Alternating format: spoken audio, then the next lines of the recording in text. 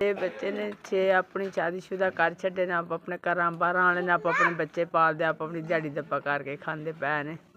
ਮੈਂ ਆਪਣਾ ਲੈ ਜਾਵਾਂ, ਮੇਰਾ ਦਿਲ ਕੀਤਾ ਕਿਸੇ ਦਾ ਦੇਤੀ, ਦਿਲ ਕੀਤਾ ਤਾਂ ਨਾ ਦਿੱਤੀ, ਤੇ ਮੈਂ ਪਕਾ ਵੀ ਨਹੀਂ ਸਕਦੀ।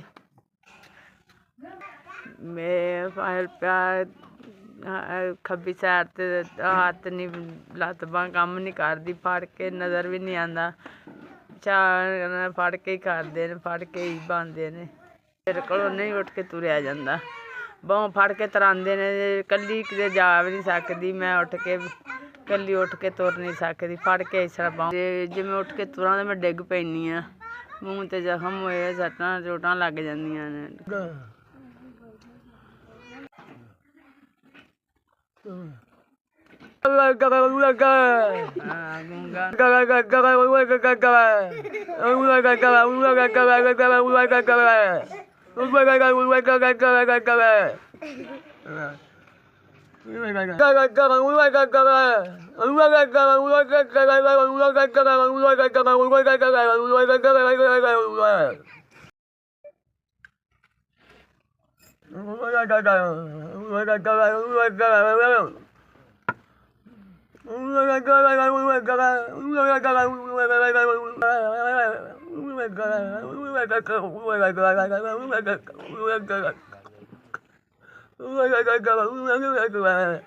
ਤੁਹਾਨੂੰ ਬਰਕਤ ਪਾਏ, ਅੱਲਾ ਪਾਕ ਤੁਹਾਨੂੰ ਬਹੁਤਾ ਬਹੁਤਾ ਦੇ। ਸਾਨੂੰ 5000 ਰੁਪਇਆ ਮਿਲਿਆ, ਤੁਹਾਨੂੰ ਇੰਨਾ ਕੁ ਦੇਵੇ, ਇੰਨਾ ਕੁ ਰੱਬ ਤੁਹਾਨੂੰ ਇੰਨਾ ਬਹੁਤਾ ਬਹੁਤਾ ਦੇਵੇ। ਥੋੜ੍ਹੇ 5000 ਰੁਪਇਆ ਘੱਲਿਆ, ਅੱਲਾ ਦੀ ਜ਼ਿੰਦਗੀ ਕਰੇ, ਅੱਲਾ ਦੀ ਬੱਚਿਆਂ ਦੀ ਮਾਂ ਬਾਪ ਦੀ ਸਾਰੇ ਤੰਦਰੁਸਤੀ ਦੇ, ਰੱਬ ਉਹਨਾਂ ਨੂੰ ਬਹੁਤਾ ਬਹੁਤਾ ਦੇ। ਭੈਣ ਭਰਾਵਾਂ ਨੂੰ ਵੀ ਸੇਧ ਦੇ, ਮਾਂ ਪਿਓ ਨੂੰ ਵੀ ਸੇਧ ਦੇ, ਰੱਬ ਉਹਦੀ ਵੀ ਜ਼ਿੰਦਗੀ ਕਰੇ, ਅੱਲਾ ਬਹੁਤੀ ਬਹੁਤੀ ਕਰੇ।